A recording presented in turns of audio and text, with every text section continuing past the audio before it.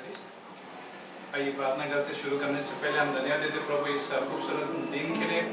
रविवार के दिन जब हम ये मैसेज को देखेंगे, वर्शिप को देखेंगे प्रभु, तो हमें सभी को अगुवाई करना, तेरे उपस्थिति में हमें लेके चलना प्रभु, क्योंकि तेरे जैसा कोई नहीं है। तो इस शाम में जब भी हम इस संदेश को यूट्यूब के माध्यम से जब हम सुनते हैं तो हमारे दिल से बात करना, जहाँ से भी हम सुनते हैं प्रभु, कानों में हम लोग ईयरफोन लगा के हो या स्पीकर फोन पे हो, तो हमें मदद करना प्रभु कि वचन के बातें जो है साफ कानों तक पहुँचे, दिल तक पहुँचे प्रभु, ताकि हम तेरी आराधना करें, तेरी स्तुति में हम चले, तेरे धन्यवाद, हम तुझे धन्यवाद देते वक्त हम चले प्रभु। इस लॉकडाउन के दरमियान हो या फिर बड़े समस्या हो सकती है किसी के लिए व्यवसाय के लिए समस्या हो सकती है, किसी के लिए नौकरी का समस्या हो सकती है। हम प्रार्थना करते कि चाहे कोई भी समस्या हो, चाहे कोई भी परिस्थिति हो, हम प्रार्थना करते कि सारी परिस्थिति में तू हमें विजय दिलाता है, तू हमें जीत दिलाता है, तू हमें सफलता दिलाता है प्रभु।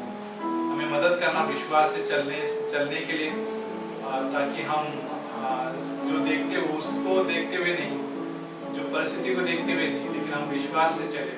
ऐसे हम प्रार्थना करते हैं यीशु मसीह के नाम से मांगते हैं, आमीन। आइए हम लोग आराधना टीम का स्वागत करते हैं, निखिल और रोहित के लिए। तो आमीन, वेलकम, स्वागत है आपका।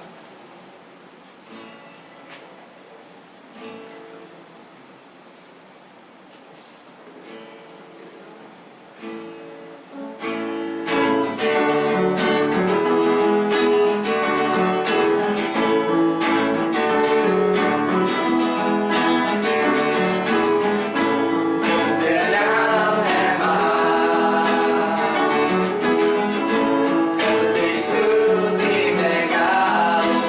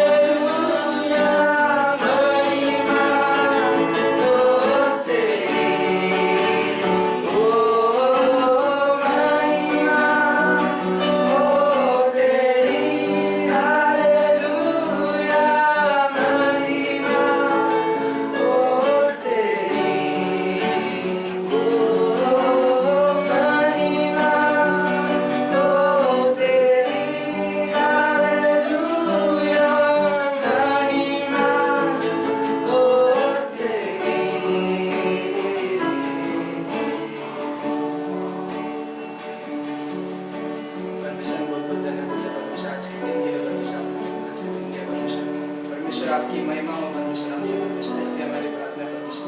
धन्यवाद देते परमेश्वर, आपने सभी को संभाले रखा परमेश्वर, इस पैंडेमिक में परमेश्वर सबको घर में सेफ रखा परमेश्वर, उसके लिए धन्यवाद देते परमेश्वर।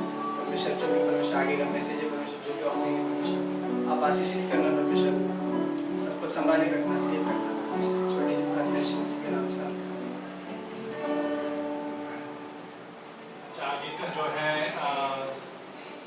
इस प्रकार से योजना है कि पास्टर कमलेश जो है, कमलेश भाई आके ऑफरिंग बेट देंगे संदेश, तो स्वागत करते हैं।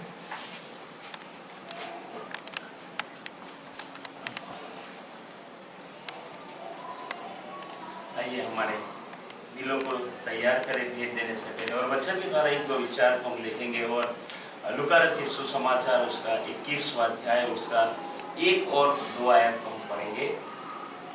फिर उसने आंख उठाकर धनवानों को अपना अपना दान भंडार में डालते देखा।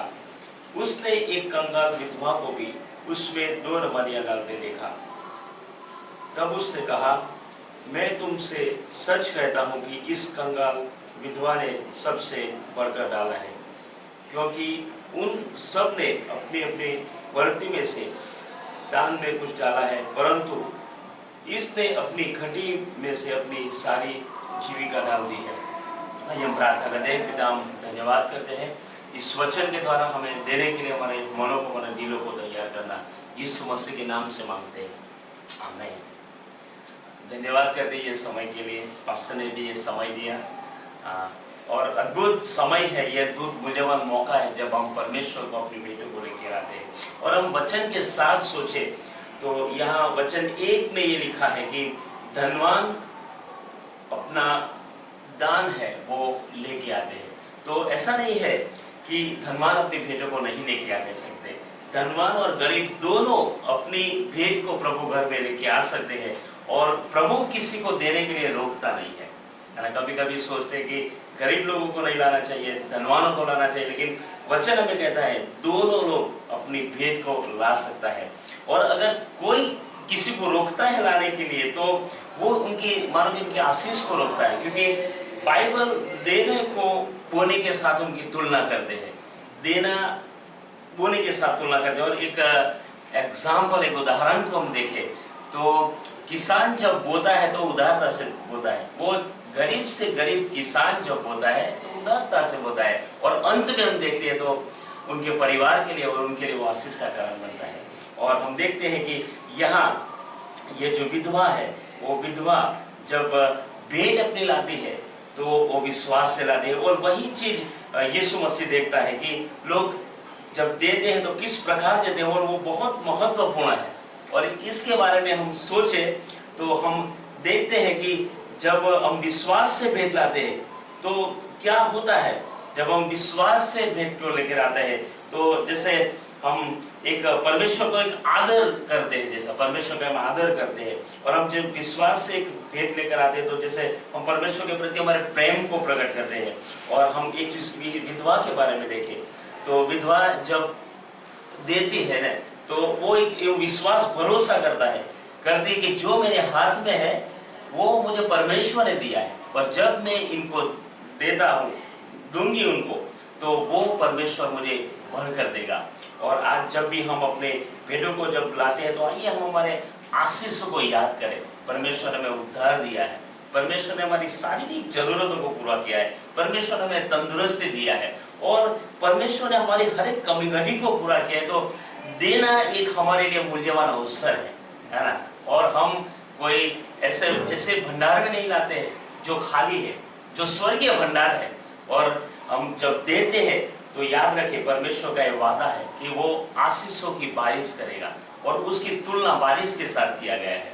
तो आइए हम परमेश्वर को भेंट देने से पहले, जैसा विधवा ने, सबों ने दिया, धनवान ने भी दिया, परमेश्वर यीशु मसीह ने उनको नकारा नहीं, लेकिन विश्वास से हम देते हैं, भरोसा के साथ देते हैं, तो परमेश्वर उनका आदर करते हैं। तो आइए हम हमारे आंखों को बंद करके प्रार्थना करेंगे, हमारे दिलों को तैयार करेंगे। यीशु मसीह, हम प्रार्थना करते हैं, आप हमारी भेंटों को देखते हैं परमेश्वर।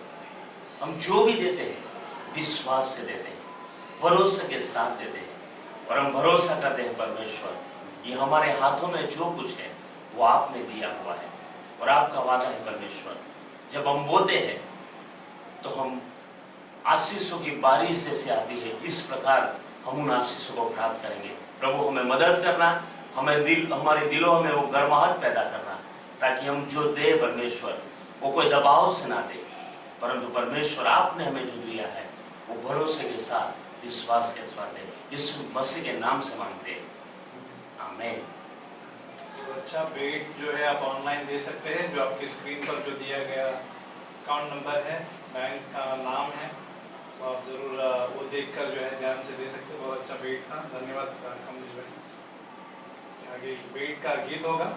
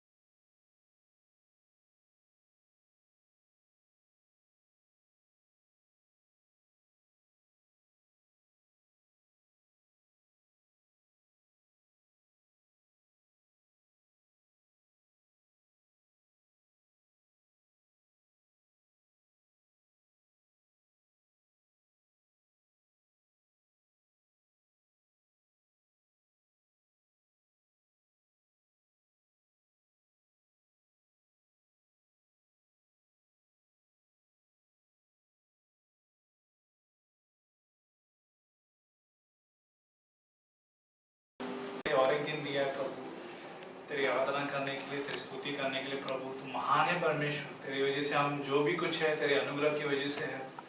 जो भी कुछ हम इस धरती पर हम सांस जो ले रहे हैं प्रभु, तेरे एक वरदान की वजह से प्रभु। तूने एक हमें अवसर दिया है तेरे लिए जीने के लिए, तेरी महिमा करने के लिए प्रभु। इसलिए प्रभु इस शाम में हमें सभी को ताकत देना वचन के द्वारा, यीशु मसीह के नाम से मांगते हैं, आमीन। मैं आनंद के ऊपर बात करने वाला हूँ, आनंद स्टेशन के बारे में नहीं, क्योंकि आनंद एक स्टेशन भी है जो मुझे भी बहुत अच्छा लगता था, क्योंकि आनंद में जो है अमूल फैक्ट्री है। अगर आप किसी को मालूम नहीं है तो जब भी हम मिशन ट्रिप के लिए जाते थे तो हमारा जो है डेयरी फार्म से गुजरना रहता था, और वहाँ पे उन दिनों में जो है आनंद में केंद्र हुआ करता था हमारा मिशन का। तो उस टाइम पे हम लोग जब भी जाते तो अमूल फैक्ट्री या अमूल दूध का जो फैक्ट्री है उसके बाहर जो है दुकान होते थे, तो वहाँ पे हम लोग दही का बनाया हुआ आइसक्रीम जो है वो खा लेते थे, आइसक्रीम खा लेते थे। तो बड़े आनंद मनाते थे, आनंद में बड़ा आनंद, ठीक है। और आज आनंद के ऊपर ये बात करने वाला हूँ कि आनंद हम जब प्रभु में जब आते हैं तो कितना बड़ा आनंद लगता है। जब भी हमारा उद्धार होता है, जो भी उम्र में हमारा उद्धार होता है, चाहे किसी का युवा में उद्धार में आ जाते हैं। उद्धार का मतलब क्या है? जिन्होंने भी यीशु मसीह को ग्रहण किया है उद्धारकर्ता के रूप में, तो उसका जीवन बदल जाता है, उसका अंतःकरण बदल जाता है, उसका प्राण जो है, प्राण में कुछ नया आशा आ जाती है, एक स्वच्छ महसूस करता है, क्योंकि यीशु मसीह ने जो बलिदान दिया है इस क्रॉस पर हमारे पाप साफ करने के लिए कितना काफी है, और हमें कुछ करने की जरूरत नहीं पड़ती साफ करने के लिए। यीशु मसीह ने वो साफ किया, उसका आनंद हम महसूस करने लगते हैं कि अभी अपनी मेहनत से साफ करने की जरूरत नहीं, लेकिन यीशु मसीह ने वो साफ किया। तो हम उद्धार के समय में वो आनंद महसूस करते हैं जो पवित्र आत्मा हमें वो महसूस करने के लिए अगुवाई करता है। तो जब हम आनंद महसूस करने लगते तो हम कुछ भी करने के लिए तैयार रहते प्रभु के लिए। याद है, युवा होने के नाते प्रभु में जब हम युवा ही रहते, चाहे वो बंदा उम्र का क्यों ना हो सकता है उसका 50 भी होगा, और उस टाइम पे भी अगर वो उद्धार में आ जाता है तो प्रभु में युवा ही है। कहने का मतलब नया है।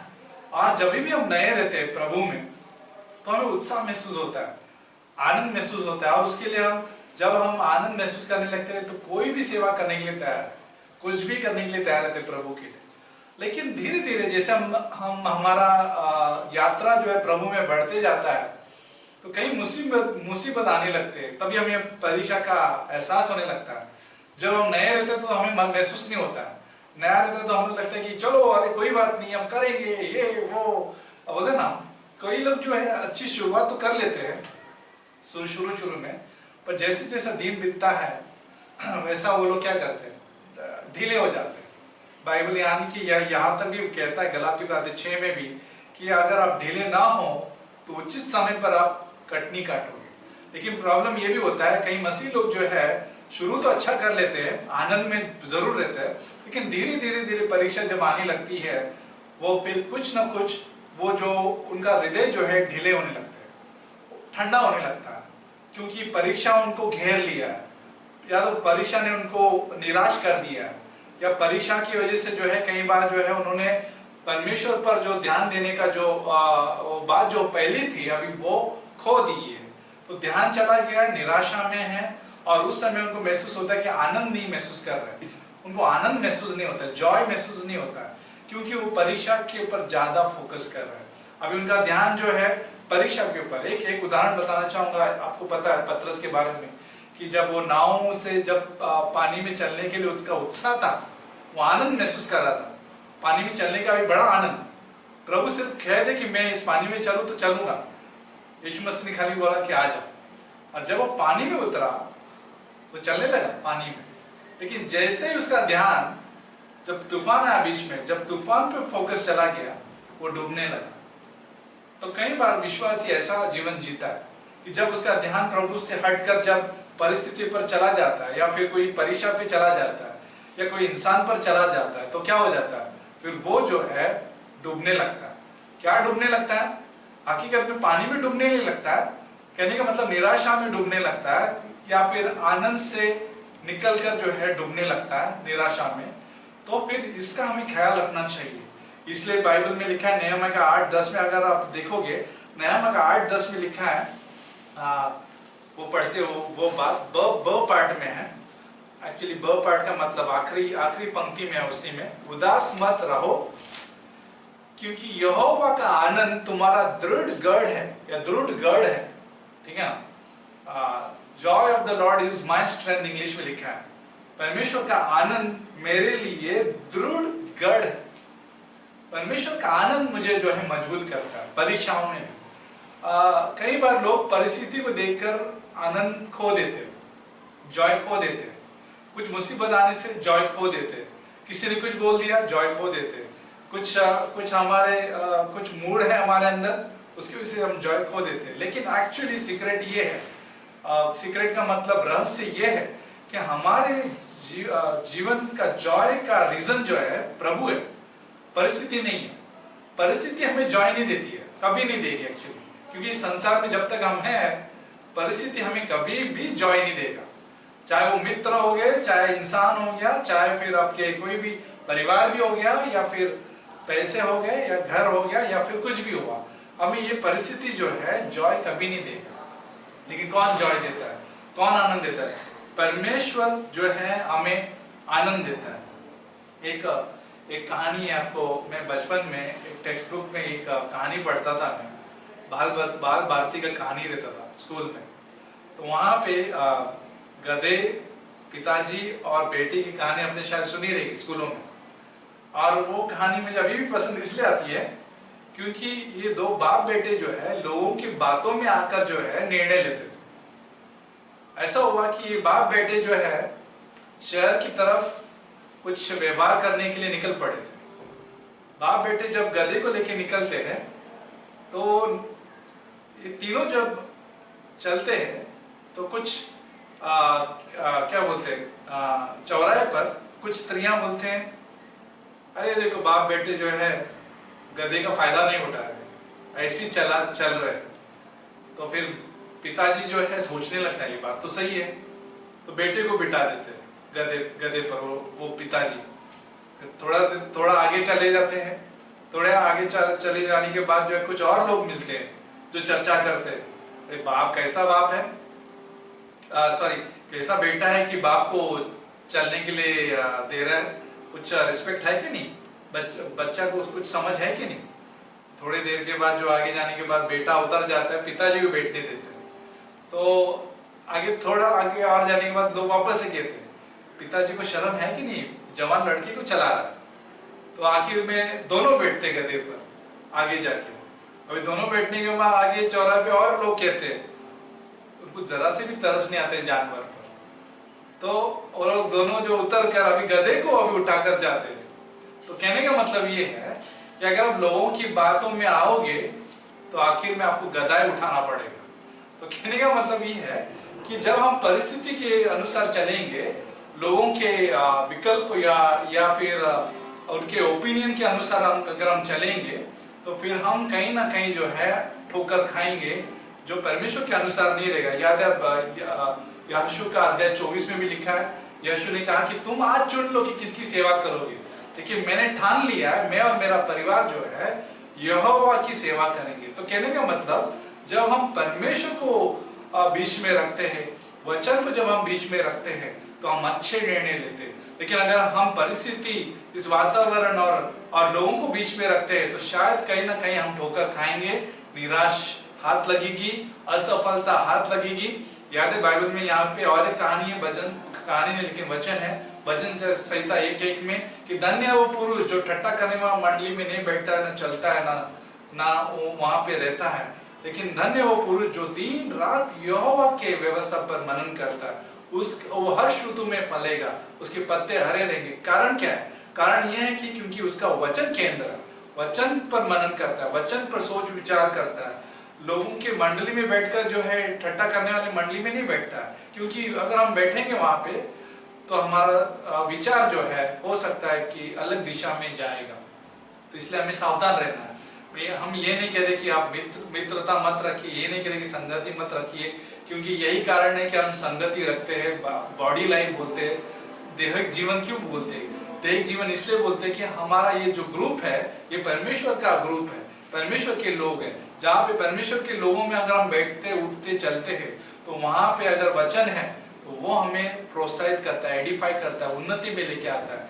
जहाँ पे वचन में हम एक रहते हैं तो हम एक दूसरे को क्या कर सकते हैं, प्रोत्साहन कर सकते हैं। लेकिन गलत ग्रुप जो होता है, गलत ग्रुप का मतलब ये होता है जो कार्नल ग्रुप है, कार्नल ग्रुप का शारीरिक ग्रुप जो होता है वो मदद नहीं करेगा हमें, वो हमें हमारा दिमाग शायद खराब कर देंगे। इसलिए हमें ध्यान पूर्वक देखना है कि हम कैसी चाल चलते हैं। इफिसियों का 5 में भी लिखा है, 13-14 में अगर हम देखेंगे कि हमें कैसी चाल चलनी है वो देखते हैं। मैं आपको उत्साहित करना चाहता हूँ कि आप आनंद को चोरी होने मत दीजिए, क्योंकि हम आनंद को चोरी करने के लिए अवसर दे सकते हैं। आनंद कौन चोरी कर सकता है? परिस्थितियां। कई बार हम लोग चिड़चिड़ होते हैं तो आनंद चला गया, कई बार हम लोग जो है शिकायत करने लगते हैं, आनंद चला गया, कई बार हम नकारात्मक हो जाते हैं, आनंद चला गया। क्या कारण था आनंद चला जाने के लिए? हो सकता है कुछ भी हो सकता है। आप ही जानेंगे कि ये परिस्थिति क्यों आपको कड़वाहट लेके आई, कौन सी परिस्थिति आपको कड़वाहट लेके आई, कौन सी परिस्थिति आपको नकारात्मक लेके आई। आपको याद है मार्था और मरियम की कहानी, लुका के 10 में भी है। अगर 40 के दरमियान अगर आप पढ़ते हो तो वहां पे मार्था जो है चिड़चिड़ कर रही है, वो शिकायत कर रही है और यीशु मसीह कह रही है कि ये मरियम जो है, उसकी बहन जो है उसको मदद के लिए नहीं आ रही है रसोई घर में। और यीशु मसीह ने उसको कहा कि मार्था ही मार्था तो बहुत बातों के लिए चिंता करती है, मेरी ने अच्छा जगह चुन लिया है। अगर आप मेरी का साइड देखोगे, मेरी जो है या मरियम जो है नकारात्मक नहीं थी, मार्था नकारात्मक थी, क्योंकि वो बहन की शिकायत कर रही थी। जॉय नजर नहीं आ रहा था, आनंद नजर नहीं आ रहा था। लेकिन मरियम का साइड देखोगे वो एकदम निश्चिंत है। कहने निश्चिंत का मतलब उसको मालूम है कि उसके सामने प्रभु है, स्वर्ग से आया और रोटी। आपको नहीं लगता कि परमेश्वर रोटी अगर 5000 को खिला सकता है तो अगर बन भी नहीं जाती एक रोटी तो क्या फर्क पड़ता? यीशु मसीह वहां पे मल्टीप्लाई करने के लिए तैयार था। लेकिन कई बार जो है मरियम ने नकारात्मक नहीं लिया, मरियम ने शिकायत नहीं की मार्था के बारे में। स्टोरी ऐसी है ना, स्टोरी में अगर आप लुका का किताब पढ़ोगे, मार्था नकारात्मक दिख रही है लेकिन मरियम नहीं दिख रही है। मरियम पॉइंट आउट नहीं कर रही है कि मार्था देखो क्या खाना पका रही, इधर आना चाहिए थी, इधर होना चाहिए था, वैसा वो नहीं बोला, ठीक है ना। लेकिन मार्था ने बोला।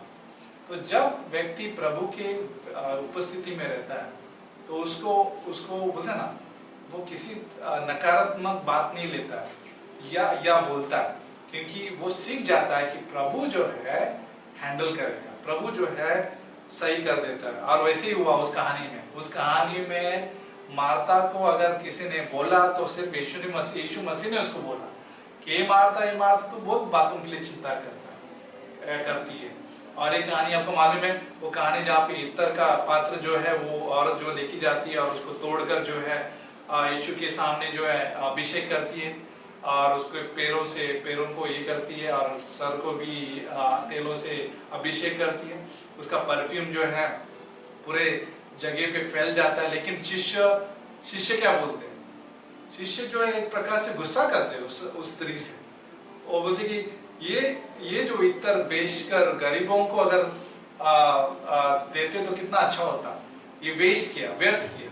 तो कहने का मतलब वहां पे शिष्य जो है शिकायत कर रहे थे, वहां पे शिष्य जो है नकारात्मक थे, नेगेटिव थे। लेकिन वो औरत मगन थी यीशु की सेवा करने के लिए। उसका फोकस लोग क्या बोल रहे वो नहीं थे। मरियम का फोकस बहन नहीं थी, या उस स्त्री का फोकस उस अन्य टीम मेंबर क्या बोल रहे वो फोकस नहीं था। ये दोनों मरियम और या तो ये स्त्री का फोकस सिर्फ जीसस था, जीसस की सेवा थी, ठीक है ना। और बाकी का आपको मालूम है परिणाम। शिकायत करने वाले हमेशा क्या बोलते हैं, प्रॉब्लम में रहते हैं। लेकिन हमें जो है फोकस, हमारा आनंद जो है भटकने नहीं देना चाहिए, क्योंकि यीशु मसीह ने हमें सच्ची शांति दिया है। और सच्ची शांति कौन है? पवित्र आत्मा है। पवित्र आत्मा का फ्रूट क्या है? जॉय है, आनंद है। और ये गलातियों का अध्याय 5:22 में लिखा है, हमारे पास पवित्र आत्मा दिया गया जो कभी भी नहीं खोते। एक्चुअली जॉय असल में हम खोते नहीं है, जॉय रहता है। लेकिन अगर हम उसको पीड़ा देंगे, पीड़ा का मतलब अगर हम उसको दुखित करेंगे, शोकित करेंगे, दबाएंगे, ठीक है ना, बुझाएंगे, तो फिर जॉय उस समय में चला जाता है। उस टाइम पे हमके जॉय समझ में नहीं आता, इसलिए हमारा जॉय जो है उस टाइम पे चोरी होता है परिस्थिति की वजह से। लेकिन वो जॉय नहीं निकलता, जॉय हमारे अंदर ही रहता है। इसलिए हमें अभी जॉय, अभी लास्ट क्लोजिंग में 3 या 4 पॉइंट में बताना चाहूंगा जॉय में भरपूर कैसे होते हैं। नेहमिया का अध्याय 8 में अगर आप देखोगे, इज़रा ने जब किताब खोला, लेविया लोग सिखाने लगे टीचर्स, और सारे लोग रोने लगे थे, शोक बना रहे थे, क्योंकि वो लोग तो बैबिलोन से बोलते ना, बैबिलोन के बंधुआई से छूटकर आ गए थे और दोबारा जो है निर्माण कर रहे थे, वो लोग दीवार को निर्माण कर रहे थे। नेहमिया का अध्याय एक ही प्रार्थना और उपवास और टूटेपन से शुरू होता है। नेहमिया का किताब, नेहमिया का 8 में जो है जब पुस्तकें खोली जाती है, व्यवस्था पढ़ने शुरू करते हैं, तो लोग जो है रोने लगते हैं। कारण है कि वो अपना क्या बोलते हैं, वो लोग पूरा नहीं कर पाए, दुखी मना है। फिर बाद में 8, 10वीं और 11, 12 पढ़ोगे तो लेवी लोग कहने लगे उनको एज अ टीचर, आप क्यों रो रहे हो, आप लोग खाओ पियो आनंद मनाओ, ठीक है ना। इसलिए 8, 10 में लिखा है कि परमेश्वर का आनंद जो है हमारा दृढ़ गढ़ है। और जब उन्होंने जैसा लेवी अगर आप देखोगे वहां पे 8 वापस से पढ़ते, 8 का 11 पढ़ते, ठीक है ना। नेहमिया का 8, 11 देखिए, हे लेवियों ने सब लोगों की ये कहकर चुप करा दिया, चुप रहो क्योंकि आज का दिन पवित्र है और उदास मत रहो। 12 में लिखा है, तब सब लोग खाने पीने भोजन सामग्री भेजने और बड़ा आनंद मनाने चले गए, क्योंकि जो वचन उनको समझाए गए थे उन्हें वे समझ गए। जब वचन हमें समझ में आता है तो हम क्या मनाते हैं, बड़ा आनंद मनाते हैं। हम उदास नहीं होते, क्योंकि वचन का काम हमें क्या करना है, हमें उत्साहित करना होता है, ठीक है ना। मूडी बनाना काम नहीं है हमारा वचन का काम हमें मूडी बनाता नहीं है, हमें सच्चा आनंद का याद दिलाता है। इसलिए हम सच्चे आनंद का मतलब परमेश्वर हमारा सच्चा आनंद है, तो इसलिए बड़े आनंद से उन्होंने क्या किया, आगे का कार्रवाई की है। दूसरा मैं आपको बताना चाहूंगा, एक तो हबक्कुक के बारे में भी, हबक्कुक एक और किताब है।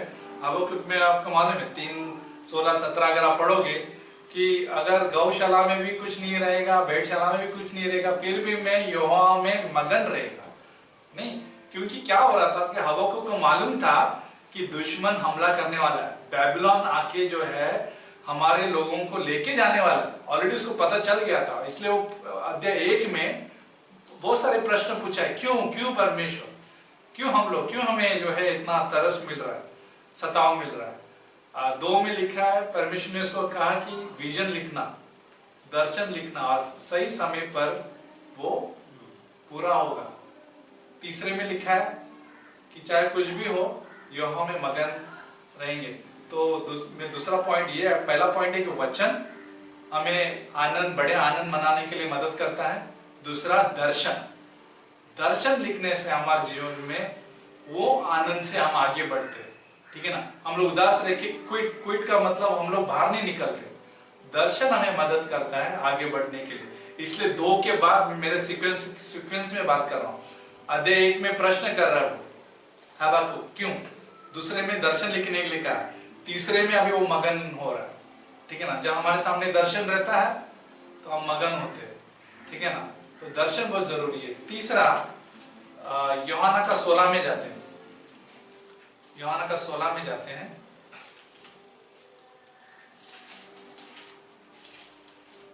और 16 में 22 भी अच्छा है और 20 से पढ़ते हम लोग। यूहन्ना का 16-20 में पढ़ते, मैं तुमसे सच सच कहता हूं कि तुम रोओगे और विलाप करोगे परंतु संसार आनंद करेगा। तुम्हें शोक होगा परंतु तुम्हारा शोक आनंद में बदल जाएगा। और फिर हम लोग देखते हैं कि 22 में देखते हैं, उसी प्रकार तुम्हें भी अब तो शोक है परंतु मैं तुमसे फिर मिलूंगा और तुम्हारा मन आनंद से भर जाएगा और तुम्हारा आनंद कोई तुमसे छीन न लेगा।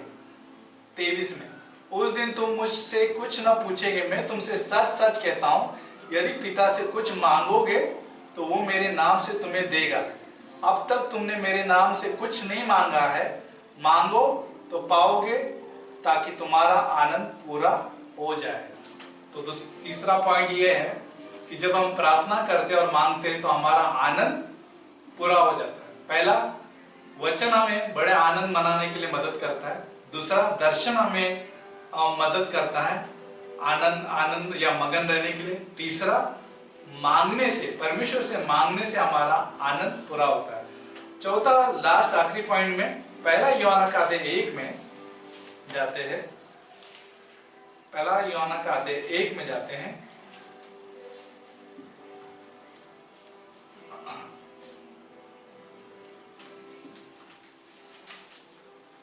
और लिखा है यहाँ पे 2 से पढ़ता हूँ। यह जीवन प्रकट हुआ है और हमने उसे देखा है, उसकी गवाही देते हैं, तुम्हें उस अनंत जीवन का समाचार देते हैं जो पिता के साथ था और हम पर प्रकट हुआ। जो कुछ हमने देखा और सुना है उसका समाचार तुम्हें भी देते हैं, इसलिए कि तुम भी हमारे साथ सहभागी हो। और हमारी ये सहभागिता पिता के साथ और उसके पुत्र यीशु मसीह के साथ है। और ये बातें हम इसलिए लिखते हैं कि हमारा आनंद पूरा हो जाए। तो हमारी सहभागिता से, फेलोशिप से, संगति से, चाहे हमारी संगति यीशु पिता और पवित्र आत्मा के साथ हो या फिर उसके लोगों के साथ हो, तो हमारा आनंद उससे पूरा होता है। तो वापस रिपीट करना चाहूंगा आपके टेस्ट परीक्षा के लिए। ये बातें 4 पॉइंट कौन से होंगे आनंद पूरा होने के लिए? एक तो हमें वचन हमें पूरा करता है, आनंद पूरा करता है। दूसरा, दर्शन हमें मगन करने में मदद करता है। तीसरा, जब हम प्रार्थना में रहते हैं हमारा आनंद पूरा होता है। चौथा, जब हम सहभागिता करते हैं, संगति करते हैं परमेश्वर के साथ, जब हम परमेश्वर के साथ फेलोशिप करते हैं, ठीक है ना, और जब हम लोगों के साथ फेलोशिप करते हैं तो फिर हमारा आनंद पूरा होता है। ठीक है, तो ये 4 पॉइंट हमें याद रखना कि यहोवा का आनंद हमारा दृढ़ गढ़ है, आनंद खोने मत दीजिए। प्रकाशित वाक्य का 3:11 में लिखा है कि आपका मुकुट किसी को छीनने ना दीजिए। क्योंकि क्लोजिंग में ये बात है कि जब हम स्वर्ग में रहेंगे बीमा सीट के सामने, तो हम ऐसे ऐसे अवसर को खो दिया रहेगा। ठीक है ना, कारण क्या था? परिस्थिति थी। कारण क्या था? कोई लोग थे। कारण क्या था? आर्थिक समस्या थी। और कई लोग जो है उदास थे, इसलिए उदास थे क्योंकि उन्होंने फोकस जो है इन चीजों पर की और परमेश्वर पर नहीं किया। तो ये निष्कर्ष ये है, आप वचन पर फोकस रखिए, परमेश्वर फोकस रखिए, विजन रखिए अपने जीवन के लिए, प्रार्थना करते रहिए यीशु मसीह के नाम से, और संगति कायम रखिए त्रिएकता परमेश्वर के साथ और उनके लोगों के साथ जो वचन को केंद्र मानते हैं, यीशु को केंद्र मानते हैं।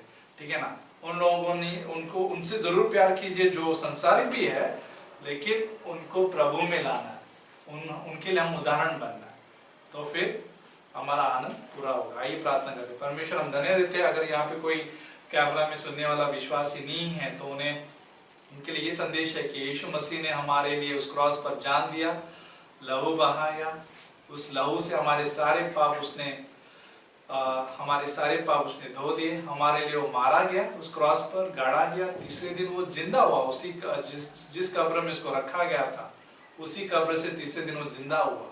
आज वो जीवित परमेश्वर है। जो भी कोई इस बलिदान पर विश्वास करता है उसका प्राण, उसका जीवन स्वच्छ हो जाता है, शुद्ध हो जाता है, क्योंकि यीशु मसीह का बलिदान, उसका लहू जो पवित्र लहू है, वो हमें मुक्ति दिलाता है, उद्धार दिलाता है नरक से, पाप से, और हमें नया जीवन देता है, अनंत जीवन मुफ्त में देता है। अगर किसी ने ये बात अभी तक मानी नहीं है तो इस बलिदान पर विश्वास कीजिए, मेरे पीछे प्रार्थना कीजिए, कहिए यीशु मसीह, मैं विश्वास करता हूँ कि तूने मेरे लिए, मेरे पापों के लिए उस क्रॉस पर जान दिया है, मेरे सारे पाप तूने माफ किए हैं, तेरे पवित्र लहू से पोंछ दिए, मुझे श्वेत किया है, साफ किया है, धर्मी ठहराया है, और मेरे जगह तू मरकर तुझे कब्र में दफन किया और तीसरे दिन तू जिंदा हुआ।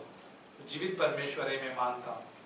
और अगर यहाँ पे कोई विश्वासी है उनके लिए ये प्रार्थना है कि आप बने रहिए यीशु के आनंद में, पवित्र आत्मा के आनंद में। और देखो कि आप जो भी काम करोगे, जो भी सेवा करोगे, चाहे घर पे हो, चाहे बाहर हो, जहाँ पे भी हो, आपको बड़ा आनंद महसूस होगा, क्योंकि आपको वचन समझ में आया। आपको बड़ा आनंद महसूस होगा क्योंकि आपने प्रार्थना की है। आपको बड़ा आनंद महसूस होगा क्योंकि आपने संगति की है। आपको बड़ा आनंद महसूस होगा क्योंकि आपके पास दर्शन है प्रभु में बढ़ने के लिए, आपके परिवार के लिए, आपके खुद के जीवन के लिए बड़ा दर्शन है। तो आइए परमेश्वर का धन्यवाद देते हैं और आराधना के लिए हम लोग गीत गाते हैं। आमीन।